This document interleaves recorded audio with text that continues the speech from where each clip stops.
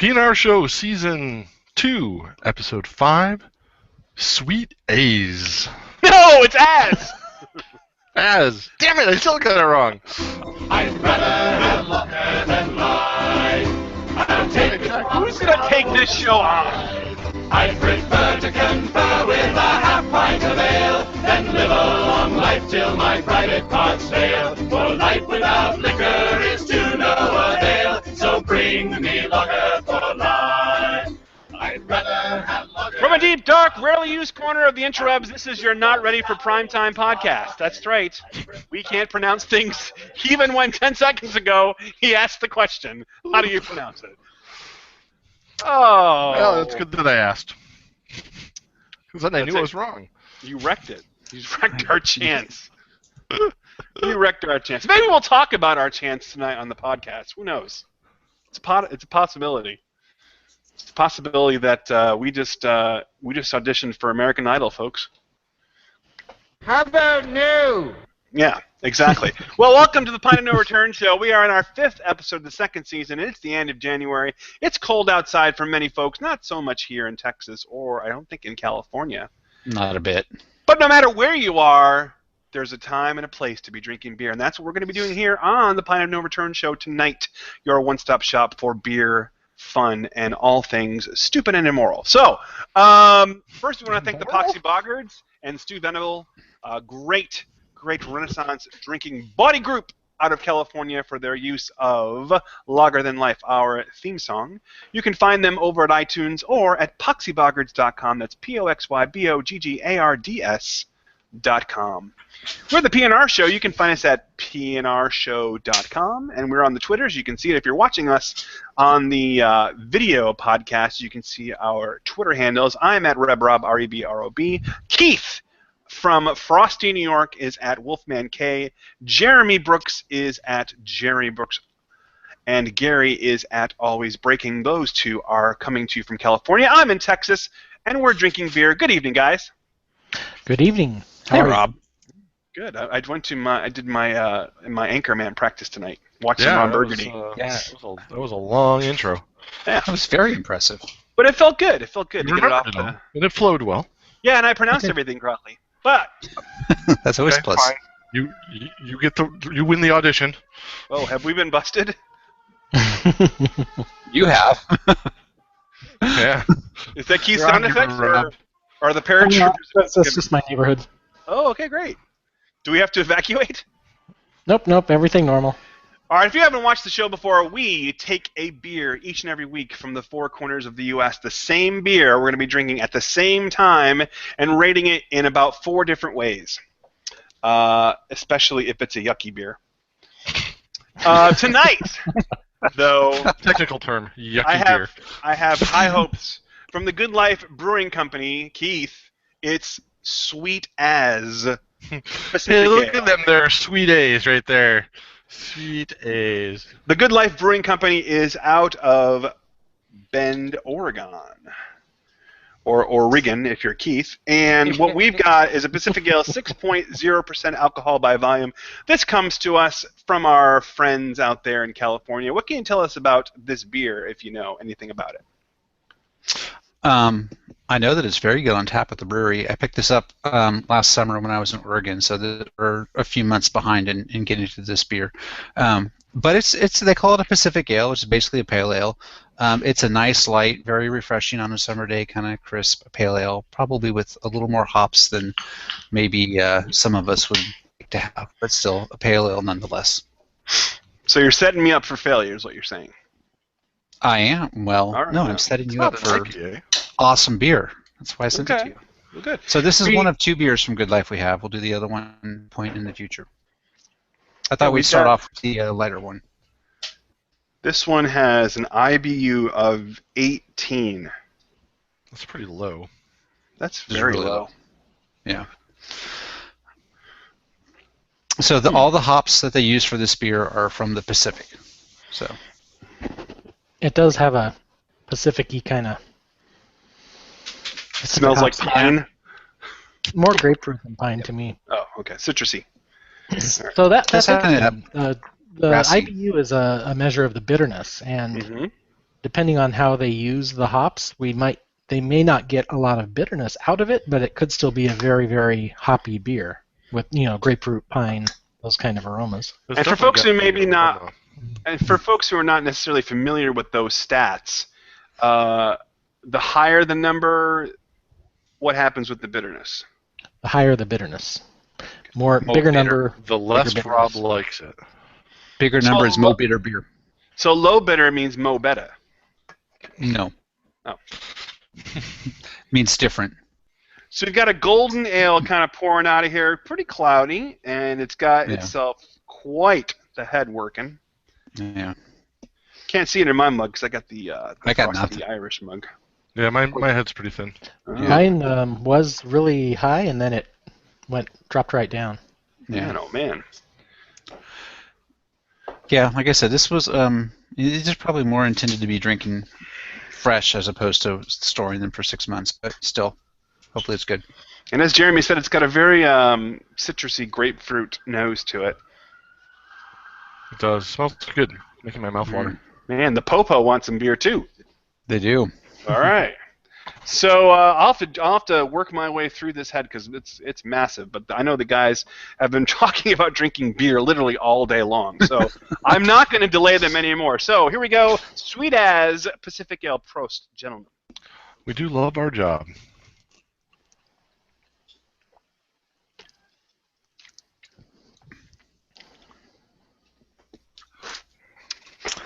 Wow, that's good.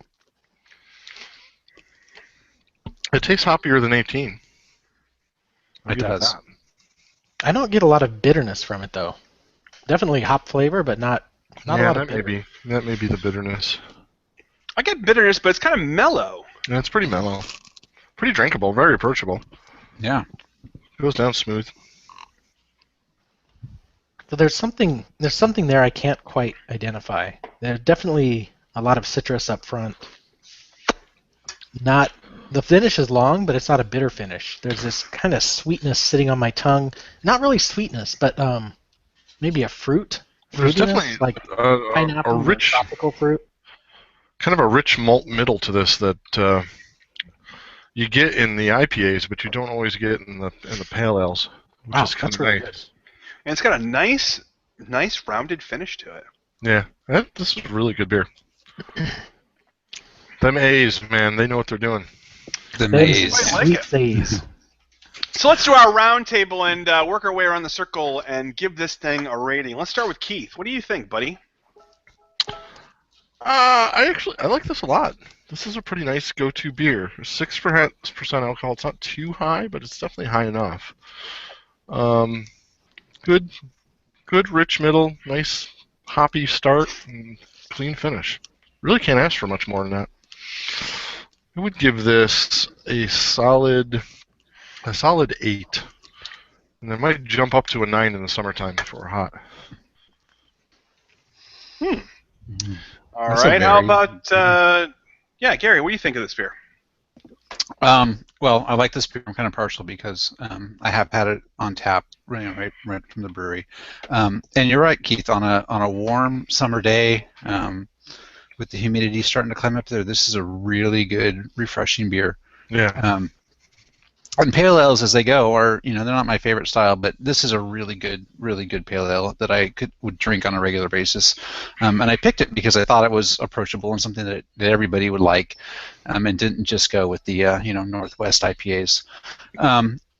I do like the flavors. It's got some complexity for a pale ale that you don't normally see, but it's also quite refreshing and very drinkable. So I'm going to go ahead and agree with Keith and give it an 8. Okay, doing well so far. Jeremy? I not much to add to that. The finish is amazing. I can't pick the flavor. Maybe pineapple, something tropical Yeah, there's definitely kind of a finish. this It's ghosty really nice, fruit finish. and it really unusual for a pale ale. As we've said before, Sierra Nevada is kind of the model for the pale ale style, and this is different. I like this better. And yeah, it's very different. It's almost a If Belgian I finish. yeah, if I had them side by side, I would not really call them the same style probably, but I can see where this would be a pale. Maybe that's why they call it a Pacific Ale instead. Anyway, this is great. Really nice finish. I could see that it would be great on a hot day, but even now, it's wonderful. I'm going to give it a 9. I really like this beer. Wow. You know Awesome. they so they don't even the brewer doesn't classify it as a pale ale like Beer Advocate and those guys kind of classify it as a pale ale because that's kind of probably the bigger family that they're in. But I think the Pacific Ale is that difference that we're getting between this and a normal standard pale ale. Yeah, I am going to be agreeing with the fellas tonight. If you've listened to this show for any length of time, you know that Hops and I have a contested relationship. And I'm not usually a big fan of the hops, although there have been some beers that have a lot of hops in them, even some IPAs that I have enjoyed. This isn't an IPA, but it's branching up there with the use of hops. And here's what it is for hops for me. I don't like hops to be the sole. I don't like hops to be the star. I like them to be a supporting actor. That's really what it is for me. And you get a lot of this citrusy hops, kind of grapefruity, and yeah, I will agree with Jeremy, a little bit of pineapple. But it's up front, and then it kind of melts away into that malty middle that Keith was talking about, and then has a really nice kind of a rounded finish. Yeah, like the Belgian, I think that you mentioned. So it's really a well done beer, and I can't find much of fault of anything with it. I'm going to give this an. Hops are not my jockstrap. Keith just typed to us in the chat room. They're not my jockstrap. Although if you cannot be an athlete, please be an athletic supporter. I will also. I'll agree with Keith and Jeremy and give this an 8. Really, really good. Wow. All right, whoever's beeping, you got to stop. Yeah, I know. I turned that I'm off on without vibrate. turning off the soundboard. No, it's coming through the iPad because Jeremy iPad. and Orion are talking in the chat room. Yeah, stop it. Your computers, people. You can mute the notifications in the chat room. I might have to. Yeah. So, So Gary, what does that round out to us? For us. 8 1/4, 8.25. So that's a pretty good rating. Beer Advocate gives it an 85. The Bros on Beer Advocate give it an 87. So yeah, doing pretty well there. Yeah, if you're definitely like me, and I fully admit that I'm in the minority, but if you're like me and you're not a big fan of the IPAs, this is a really nice alternative if you can find it. It's very, very good. Uh-oh. He's not too loud. So we call that first segment of ours the To the Pint segment, and it was a good one. I wish I actually had a pint of this. But we're going to move on now, and Keith, if he's ready for us, has some music to take us into our Pint Taken segment. I like to move it, move it. I like to move it, move it. I like to move it, move it. You like to move it. There we go. The music expressed by this show are solely those of the engineer and have nothing whatsoever to do with the rest of us. Hey, that was a quick switch. I was glad I got back there. Tonight, usually on our podcast, we switch gears and talk about something other than beer. But our first topic tonight is about beer. I have ventured into the final frontier for me, for beer, and I have started to homebrew. Started to homebrew. Thank you. I was waiting for the. You don't have applause sound effects? Yeah. No. Oh, I probably do. I didn't think about that. I was padding so that you would add that in. There we go. We'll fix it in the edit. My mother-in-law got me a tiny little home brew kit, a gallon jug, and the little tiny paraphernalia that goes with it from the Brooklyn brewer company, along with their American Blonde. And for the last 2.5 weeks, my little first experiment has been percolating. It's almost ready to go to the bottling phase. Now, the fellas, basically have told me, and I've shared pictures with them along the way, and talked about how things were going, and asked their advice, and panicked with them on occasion. And they've told me that I'm far past having to worry about it, and that I can go right to the bottling. How I just thought for this first time that I would do exactly what the instructions said. So in another couple of days, I'll start bottling. The only problem with beer instructions is that the beer, because of the nature of yeast and all the natural processes, is not an exact thing. But you'll get a feel for it as you do it, no doubt. You'll start if to you realize. follow the instructions, it's not going to break anything. Definitely. No, it's not going to break anything. I It's try the my best. safest path. I try my best to follow the instructions. They had a little video and a little PDF file that you do along with it. And the one thing that they screwed up with is talking about, steeping the grains and putting them into for the boil mixture. And they showed a picture of a tiny little, not tiny, but a medium-sized handheld strainer that you use. Well, it made way more grains than what I was prepared for. Think of like oatmeal when it expands. So I mean, I had grains falling over. I was doing and the handle on the strainer broke from the weight. So the boys actually the boys actually saw during the process some of my jimmying. I kind of jury rigged it, using like I was using clips. Binder clips and rubber bands and pens to try to thank you, try to keep it up. So what I was most worried about, the guys have told me and I've seen that I was most worried about is it getting contaminated, because I've heard you got to be clean. Yep. And so I was really freaking out about that. I'm still worried about it, but it's the first try, so if I mess it up, so what? If something was not clean, you would see stuff growing and there would be bad smells.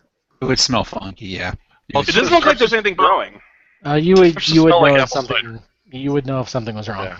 If you smell it smells more like apple cider than beer, then things have gone awry. Or if it smells like dirty diapers or vomit, that's a bad sign. I actually I've haven't. never had the dirty diapers one. I haven't smelled it in about a week. So I don't know. I haven't tried it. Have you checked it to make sure the fermentation lock is still all set? Oh yeah, no. Okay, I check it every day. I just haven't smelled it. Okay, well that's good. It's kind of getting it was like really a dark cider color last week, and it's now kind of moved over into more of a golden look to it. Well, Yeah, I think you're going to be. Blonde should be there. So the next step is I guess I have to mix some water and honey in a pot and kind of filter, put some sugar into it, and then bottle it, and then it's got to sit for another week or two. Okay, so they're gonna do bottle conditioning then. They're gonna do a secondary fermentation in the bottles. Yeah, which is good. That's a good thing. You gonna ship us some? Yeah. I think I'm going to. Yeah. Yeah, I mean, you only made a gallon, so it's not going to make a whole lot. So just send us a bottle each. I want to give we should try it. A big shout out and thank you to my friend Aaron, who actually listens to the podcast. We had our board game night last night, and I was telling them about my brewing process, and he actually gave me a bunch of the pop top bottles to use because I was going to have to go buy some bottles. So, oh, nice. He actually gave me some bottles which I have to sanitize, but I was very appreciative of him for doing that. That's good. So maybe I'll save him a bottle too. So anyway, fingers crossed. Any suggestions as to what to call this beer other than crap? PNR Blonde. Yeah, definitely. PNR Blonde. Should I add anything to it to kind of differentiate it from the regular Brooklyn Brew Blonde? I'm sure it's going to be differentiated on its own. Using whatever water you had in Texas is going to be enough. Yeah. I wouldn't mess with the recipe on the first run. Okay. It's possibly not even on the second run. And since it's not, you're not brewing at a full scale and you're not on their equipment, and it's going to be a little different beer than what you would get if you bought one of their blondes anyway. So it will have its own unique character. First of all, It's going to be its I own don't thing. think this has anything to do with the actual Brooklyn Brewery. I think this is a separate company and kit and everything. Is it a separate? Yeah. Oh, it's Brooklyn Brew Shop? Yeah. Yes. Yeah. Ah, Brooklyn Brew Shop. Brooklyn Brewery is actually in Brooklyn and distributes across America, but I don't believe they do. Sorry, homebrew. Brooklyn Brew Shop. Yeah, so it's an unrelated, misnamed, weirdly Texas thing. Although they do have some. Sorry. Thank you. Thank you, most Sweet A's. Texas things are. Thank you, Sweet A's. All right. So more on that. I'll give you some updates as they become available, and hope for good things. First tryout. I'm worried about the boys giving it a review. I'll tell you that right now. We will be nothing if not honest. You're going to dry hop it, right? Yeah, he's going to dry hop it. Going to dry hop it with lots of Cascade? No idea what you're talking about. He doesn't even know what that means, Jeremy. I did put there are hops in it. He knows what a dry hop hops. is. I did Yeah. put little pellets of hops in He there. put the required limit of pellet hops in. Yeah, Just the do packet not of dry hops. hump it before you send it. Okay. That's a guarantee. Oh, good lord. That's a nice glass you got there, Keith. Thank you. And a nice beer. I still have some Jenny Cream Ale. A good friend of mine sent it to me. And then, Show it again, from a Keith. company that makes damn nice beer too, and I'm putting a really cheap beer into it now, but it still tastes good. Very nice. Oh yeah, Russian River. We've done Russian River on the show. Yeah, well, that's where Pliny the Elder. Yeah. Pliny the Very Elder good. comes from there. Yeah. But I didn't I'm want to putting, mention it. I didn't want to mention it by name, just the brewery. I'm putting some Jenny in it, but it's the There good you go. Jenny. It's The the Bach goat. beer. Well, I mean, that's okay. Not as good as the cream ale, but Bach beer is good too. I love the Bach. That's my favorite Jenny beer. Oh, okay, good. All right, next up on the show, we have been kind of talking about a book that we've been reading, or at least some of us have read. I just recently read it over the Christmas holidays, and it was suggested.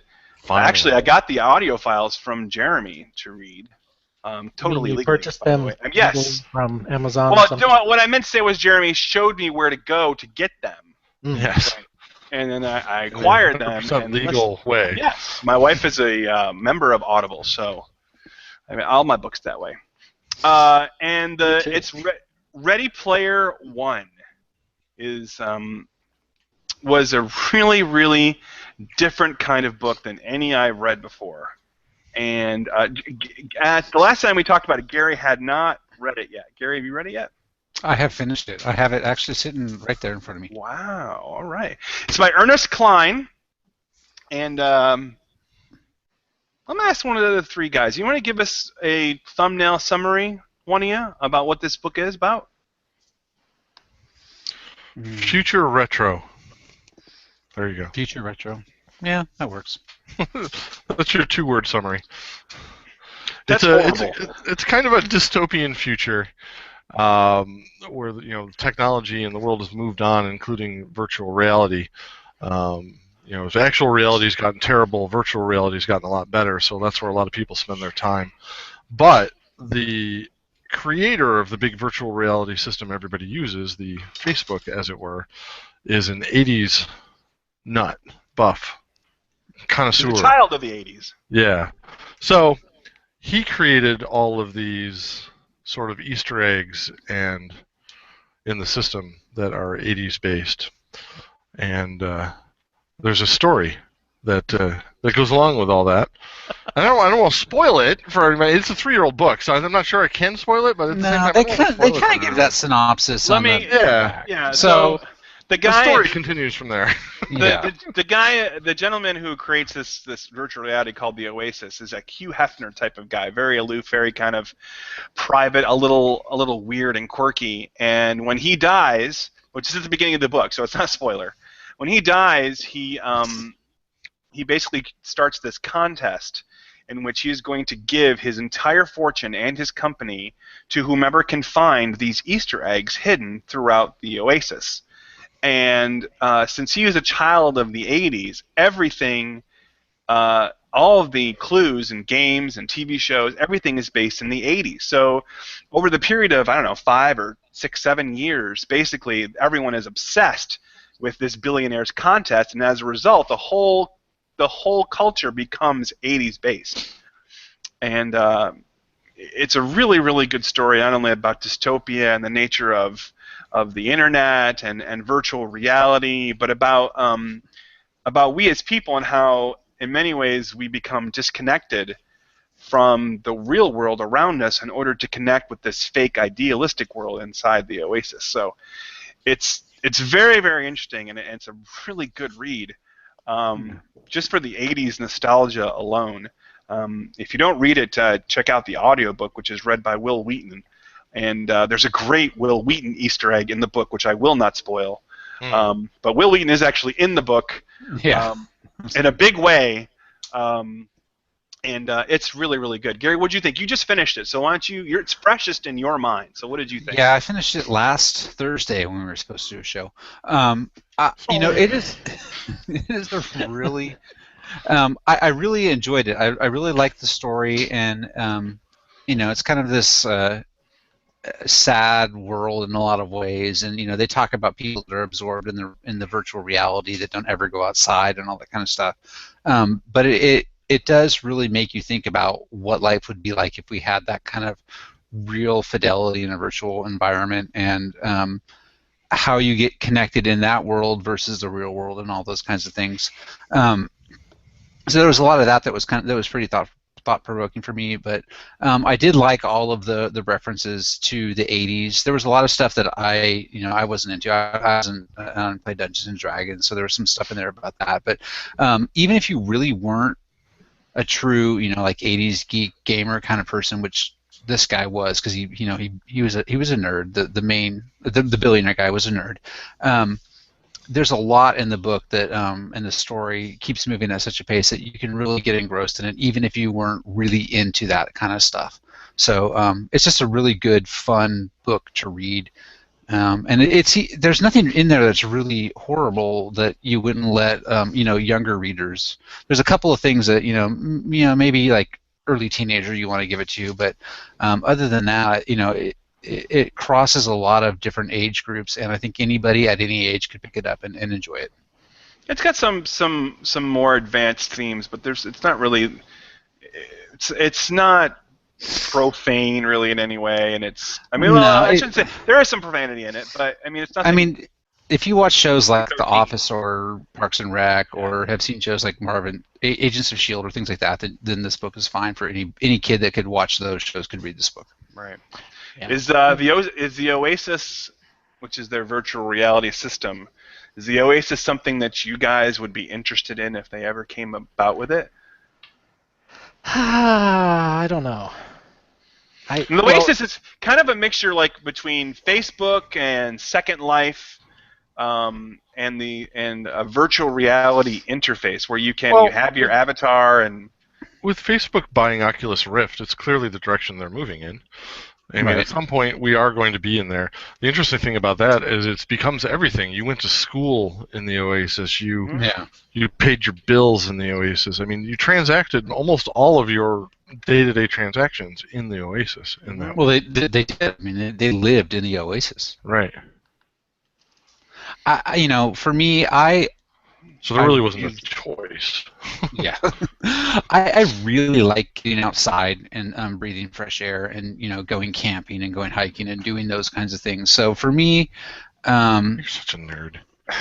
I like that stuff. I like our actual world. So for me, I would never think of the Oasis absorbing life the way it did in that book. That was a stretch. That for me, that was suspension of disbelief about how involved people got into the Oasis. I don't think that people would really get that involved into the. But there is a passage. There is a passage in the book where it finally sort of explains what's happened to the world, and in 2044, which is the year it takes place, it basically talks about an economy that has collapsed.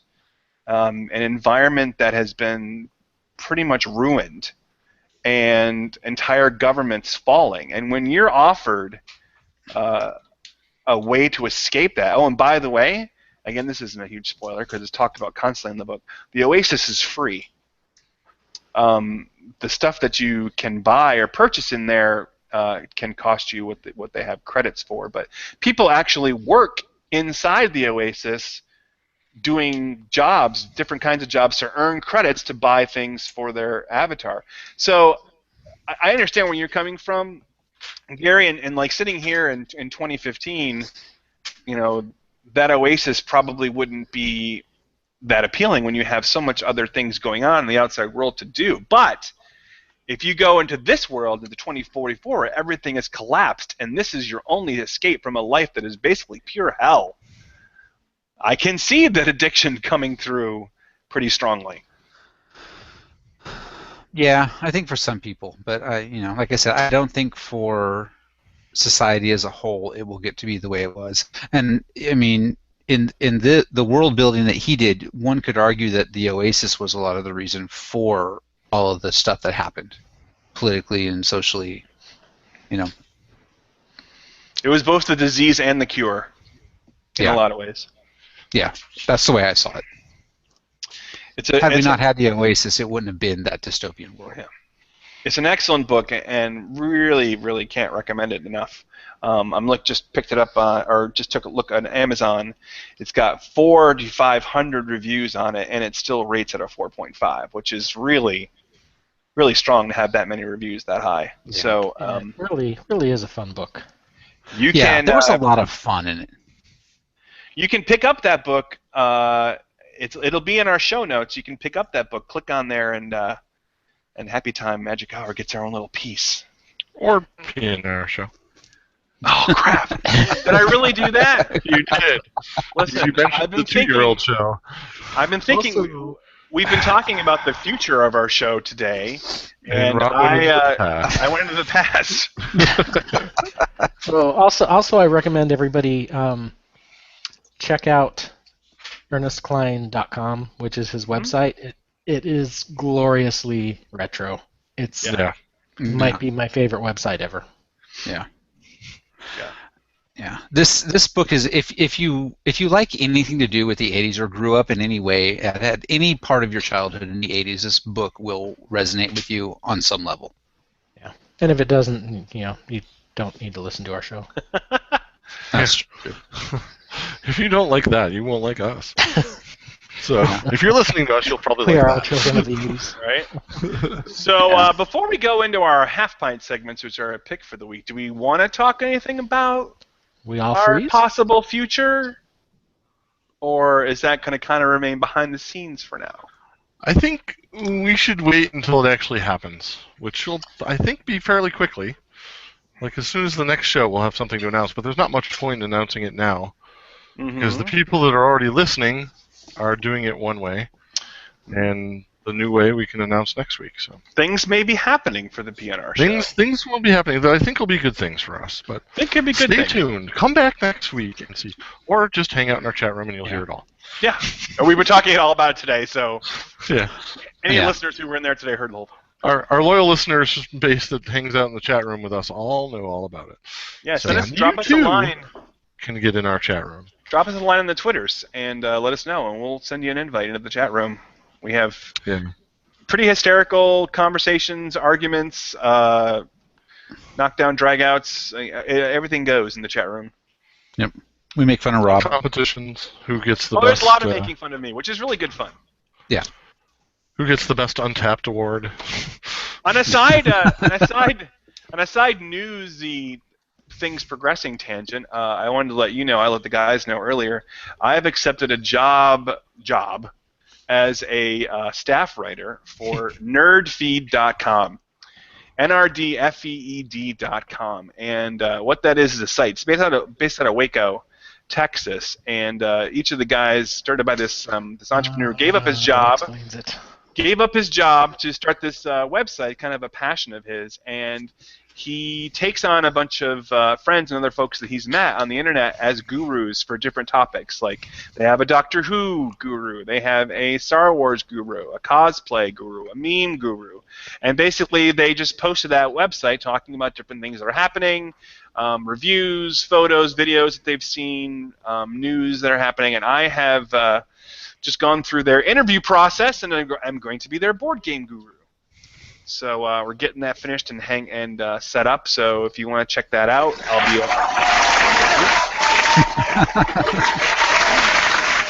nerdfeed.com, nrdfeed.com, and I will be publicizing our little show over there. So we'll get some nice cross. The link will be in the show notes in case you couldn't hear it.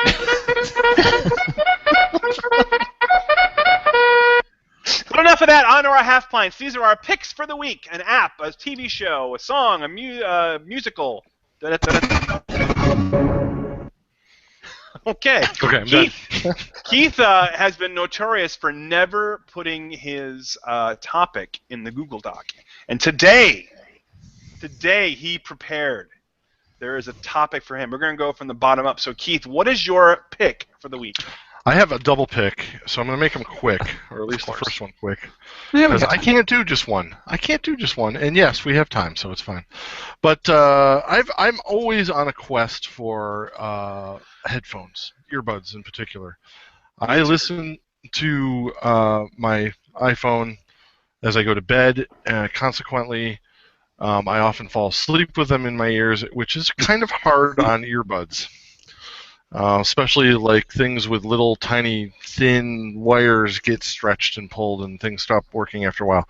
So I'm always on the quest for good but inexpensive earbuds because I can't spend $200 on earbuds and have them break in a couple of weeks. I picked up these nifty earbuds. Can I show you the camera? There we go. These nifty earbuds. They look great. A few weeks back, and I've been using them ever since, and they are amazing. They're kind of along the lines of Apple's EarPods that they do, where they slide in with a directional speaker and then a little speaker on the side, and they slide in. But these ones, as you can see, are a little more shaped better. If I can get that light on that, probably can't. But they slide in and fit better. The other nice thing about them is they're magnetic on the other side, so they snap together, which makes them, combined with this nice flat cable over here, pretty tangle-proof, which for me, carrying around in my pocket all day, is important. So for $20, you get good sound quality, really nice fit inside my ears at least, but I hear most people, they fit really well because of their shape. Comfortable, they're not like a padded, so they're nice and smooth, so they don't irritate at all. And the sound quality is really good. And you'll never guess who makes them. I will. Amazon. Well, you all read the link. Bastards. That's why I don't like to give you information ahead of time. But yes, these are the Amazon Fire headphones that come with the Fire phone and the Fire tablet and stuff like that. And they sell them regularly for just $20 on the Amazon website. I happened to pick them up on sale for $13, which is a steal. Because these things are easily as good, if not better, than the Apple ones. That's not hard. Well, I actually like the Apple ones. They fit me pretty well, too, and they're comfortable, and the sound quality is pretty good for an inexpensive one, because Apples aren't that much money either. They're under $50. So they're a lot better than the Sonys and the Philips and the other stuff that's on Skull Candy and stuff that's under $50. So, but these are better than those, and they are way cheap. And definitely worthwhile. They do have a mic on them for using with your phone, with a button that works fine with the iPhone. It does have volume controls on it, but they don't seem to work with the iPhone. You have to use the Fire phone or probably an Android, and they'd work. But the center button does work for stopping and taking calls and stopping and starting music. So I like them a lot. And for $13, they're a steal, but I'd buy them at $20 without a problem. So I recommend those. And the second one is a TV recommendation for you guys that I recently discovered, and that is on Netflix. Have you guys seen the show Black Mirror? It's awesome. You know about it. Good man. I know about it. The pop culture black hole knows about this. I know. That shows you what it is. That's amazing. It's a British TV show, and it's one of these little British half-season ones where they do 3 episodes a year type of thing. So it's kind of like a British TV special type of thing. But it's kind of like a modern Twilight Zone, where they integrate modern culture, technology, and social media kind of into what is a maybe futuristic Twilight Zone. So each story is completely independent of the other ones. They don't overlap at all, but they are really well written, kind of really thought-provoking and a little bit of cringy, but really, really good watching, and I can't recommend it enough. And we are 2/3 of the way through the first season, and I look forward to the rest. And I really want to see what you guys think of it, so you should all watch it, and we should talk about it more on a future show. All right.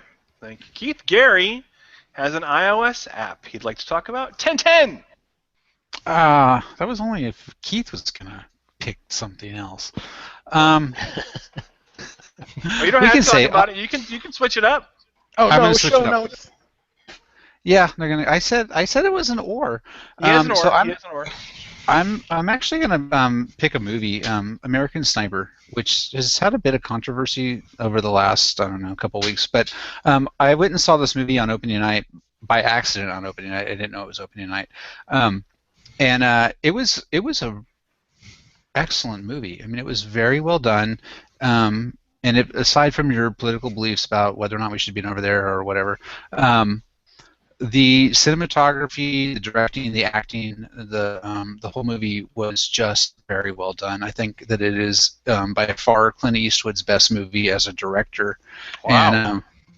And Bradley Cooper as an actor, I haven't seen him do anything better than this. I mean, he's pretty good in The Hangover, but this he really shines in this. Does a great job.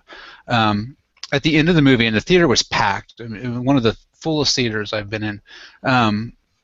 The credits start rolling, and everybody just sat there, literally in silence, and nobody moved or said or did anything for like a minute. And then people are like, "Okay, it's over," and they kind of like got their head together and moved. It was one of those movies that kind of just sticks with you. So I would recommend seeing it. It is a very good movie, and certainly is going to generate a lot of talk come the Oscars in another few weeks.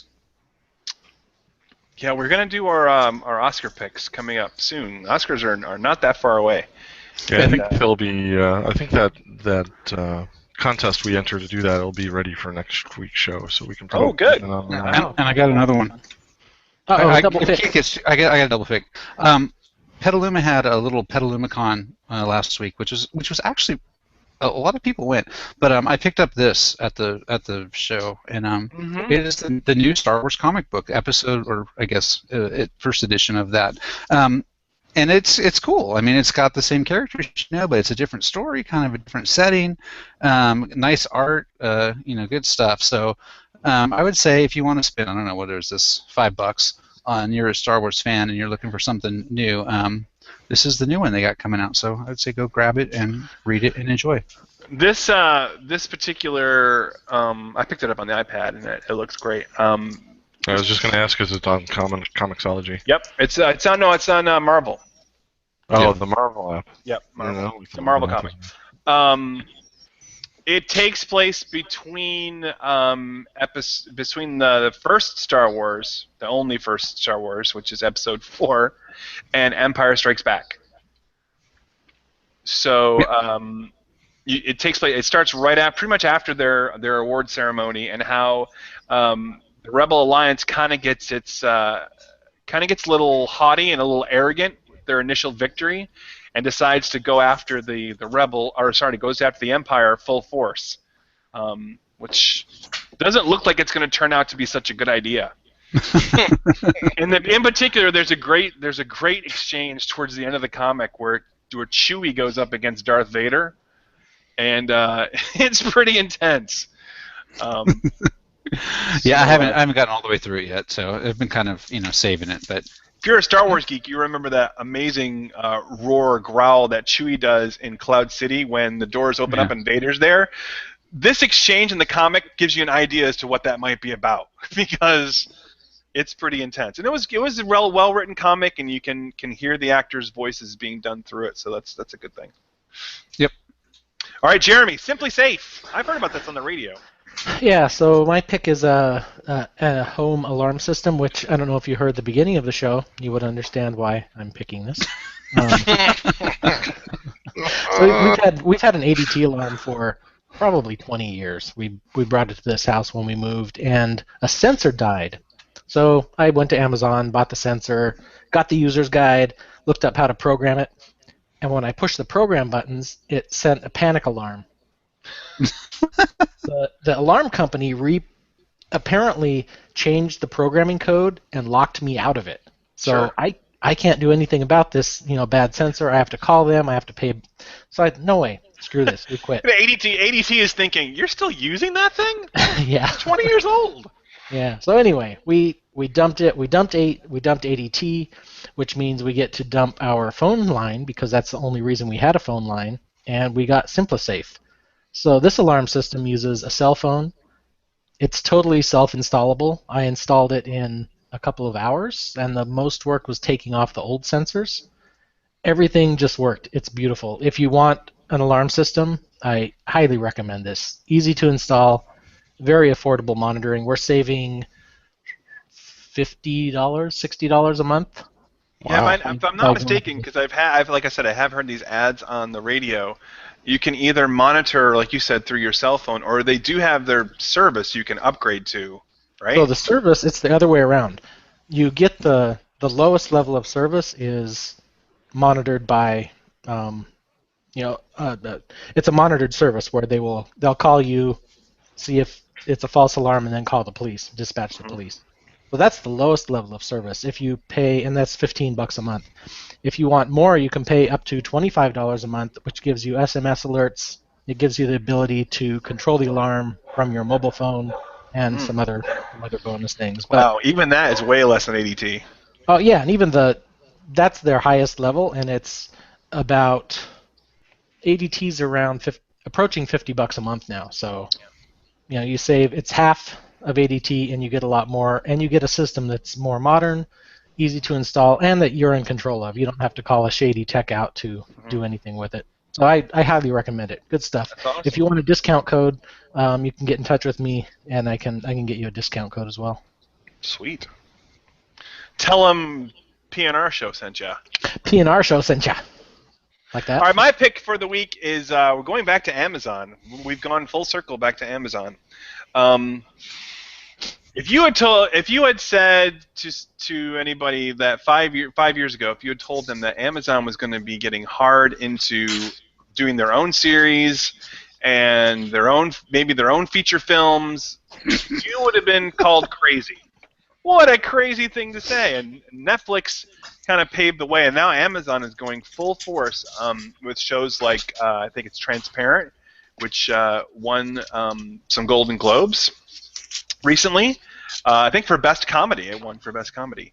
And they've just debuted a new series last week called The Man in the High Castle, which is based on a Philip K. Dick novel. Philip K. Dick, you might know, wrote the original book that Blade Runner was based on. And the Man in the High Castle, it takes place in the early '60s, and it's alternative history fiction, which is right in my wheelhouse. And it supposes a U.S. or a world where Germany and Japan have won World War II. And America is basically being occupied on both coasts. On the East Coast by Germany, and on the West Coast by the Japanese. And about an underground movement that is being started between the two coasts for the first time. And the first episode is being offered free on Amazon. And I think, there they go again. SimpliSafe.com, people. The Nazis are coming. I was talking with Keith about it late last week, and he was kind of so-so on it. I really enjoyed it. I thought it was quite good. And I really, really, really like the concept and the background stuff. I just thought the first episode meandered kind of all over the place and didn't really get to the point, and was a lot of background setup with no payoff at all for a first episode free teaser that they want you to pay for the rest of. I wouldn't go pay for it from that. Well, yeah, I maybe think it has the potential to be awesome. maybe but let it- a few more episodes payoff. come out. Check they're out not the gonna be reviews free. of people say. No, I mean, let some episodes come out. Let some other people who have watched it give some reviews and come back to it. You know, speaking of my second pick, I did have 2 picks, by the way. My second pick is exactly on the Look line. at the trend I started. Hey, if you're going to do 2, I'm doing 2. My second pick is an older pick, but it's exactly what Keith was talking about. I thought that the first couple of episodes of Marvel Agents of S.H.I.E.L.D. were crap. I thought it was horrible. I thought the characters were so weak and terribly drawn, and the plots were so flimsy, and you know they picked on any loose threads they could from the movies to try to Yet bring it in. was still better than Gotham. No, Gotham is amazing. But I will tell you, after having some series conclude, I just finished up season 3 of Sherlock, and oh my god, it's so amazing. I went back and tried. Everyone kept saying, "Go back to Agents of S.H.I.E.L.D. Back to Agents of S.H.I.E.L.D." So I Yeah. went, give it another try. I'm approaching the end of the first season, and yes, I know that's from last year, but it is amazing. It is incredible, and I'm hooked on the show. It is awesome. Yeah, the middle of the season of Agent of S.H.I.E.L.D., it really picks up and turns around and becomes something special. It wasn't as good in the beginning. Oh yeah. Although I do think the beginning of Agents of S.H.I.E.L.D. is way better than the beginning of Gotham. I sincerely believe that. I agree. That's okay. Different strokes, but that's Okay. yeah. It's definitely very very good, and they're not afraid to play around with their main characters. No spoilers, but they're not afraid to have their characters either die off or maybe switch some sides back and forth. And they really, really feed into the middle of the season where I'm at right now. They're feeding into the events that happen in the second Captain America, Winter Soldier, and where they are right now is in the aftermath of that, and it's just awesome. I'm watching the episode right now with Patton Oswalt, and I'm laughing my face off. That's what happened. He is great in that show. Yeah, he is. So give that a wondered try. where if your you haven't. face went. So that is our pick segment for the week, and that's going to wrap up our show. Guys, what are we drinking next week? Wow, that's a good question. That's a good question. We have another Good Life Brewing Company beer, don't we? Yep, we have Descender IPA. That sounds good There to you me. go. So we did the Descender? Yep. We're going to do Descender IPA, and it's going to be our Oscar show. You're not Hopefully. going to want to miss our Oscar pick show. No, we're doing the Oscar pick show. All right, we're doing the picks either way. Yeah. I just may have So, to enter in the site later. We want to thank you so very much for listening to our show and appreciate if you would spread the word. Hopefully, as we said, good things are coming for the PNR show. God knows we deserve it. No, then we don't. Then we don't really God deserve knows we deserve it. We actually I don't don't. think we've done a damn thing so far. it. No, one of the things we've talked about today is the fact that if the good news happens the way it sounds like it may happen, we may actually have to do some work. Yeah, that's more likely. More effort than opening a bottle of beer. Yeah. Anyway, more to come on that. Thanks for drinking with us. Enjoy your beer. I'll take a strong stout over stride. I prefer to confer with a half pint of ale, then live a long life till my private parts fail. For life without liquor is to no avail, so bring me lager for life. I'd rather have lager than wine. I'll take a strong stout over stride. I prefer to confer with a half pint of ale. There's no tag.